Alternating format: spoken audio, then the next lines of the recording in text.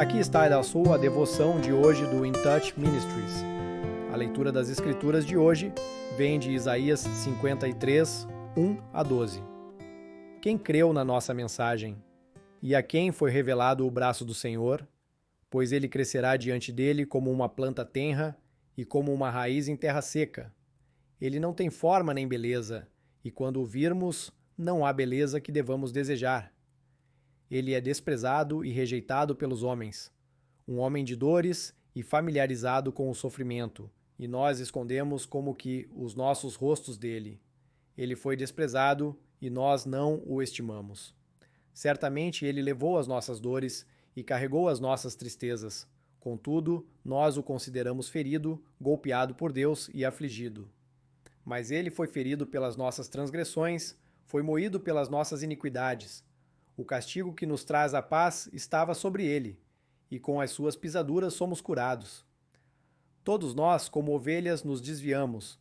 Cada um de nós se voltou para o seu próprio caminho, e o Senhor fez cair sobre ele a iniquidade de todos nós. Ele foi oprimido e ele foi afligido, contudo não abriu a sua boca.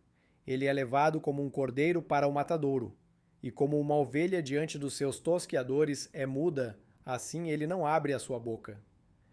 Ele foi tirado da prisão e do julgamento. E quem declarará a sua geração? Pois ele foi cortado da terra dos vivos. Pela transgressão do meu povo, ele foi ferido. E ele fez a sua sepultura com os ímpios e com os ricos na sua morte, porque ele não fez violência, nem houve engano na sua boca. Contudo, aprouve ao Senhor moê-lo, ele o fez sofrer. Quando tu fizeres a sua alma uma oferta pelo pecado, ele verá a sua descendência, prolongará os seus dias, e o prazer do Senhor prosperará na sua mão. Ele verá o trabalho da sua alma e ficará satisfeito. Pelo seu conhecimento, o meu servo justo justificará a muitos, pois ele levará as iniquidades deles.